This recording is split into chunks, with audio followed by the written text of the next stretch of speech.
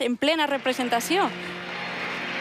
En plena representació i a més en un dels moments més emocionants i que més aplaudiments arranca. Allà el cel està tancant les seues portes. Acaba de baixar l'àngel de la Magrana carregat amb una palma d'or per a anunciar-li a la Mare de Déu que s'acomplirà el seu desig de reunir-se amb el seu fill Jesús.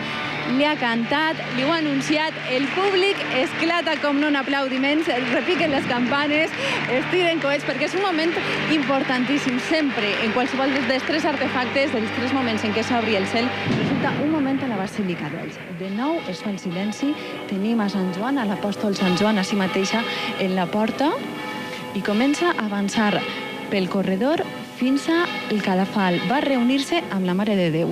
Ja sabeu que l'argument del misteri comença amb Maria la Major, la Mare de Déu, que canta el seu desig, amb Maria Jacobè i Maria Salomé, el seu desig d'anar-se al cel, a reunir-se amb els seus fills. I ara venim a la segona part. Comencem d'este primer dia, evidentment. Hi ha l'àngel ja li ha dit a Maria, Fermín, que se n'anirà al cel.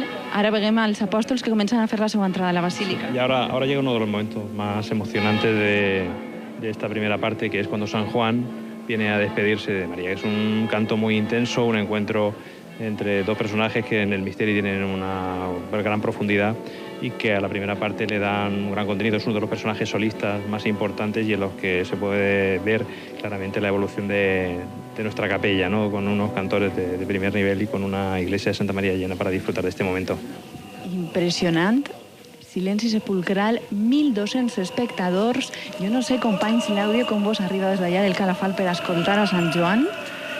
La veritat és que n'hi ha prou de silenci, amb aquests 1.200 espectadors. Anem a veure si podem escoltar-lo.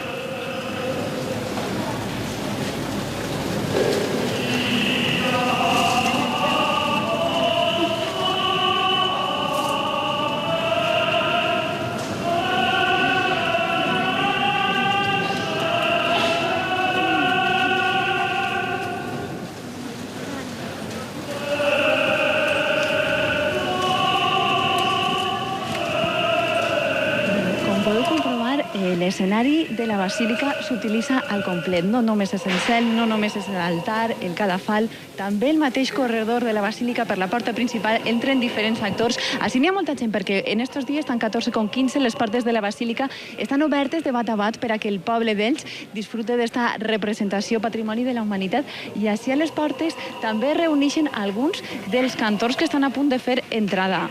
Conteu-nos com esteu els apòstols en estos moments. Totalmente, estamos totalmente concentrados. Ya faltan 2 minutos para entrar, ¿no? Y aquí estamos todos, mis compañeros, esperando el momento para empezar a hacer nuestra parte de véspera. Nervis, passió, il·lusió... Responsabilidad. Molta, la que teníeu. Sí, sí. Cada año es una representación nueva y distinta.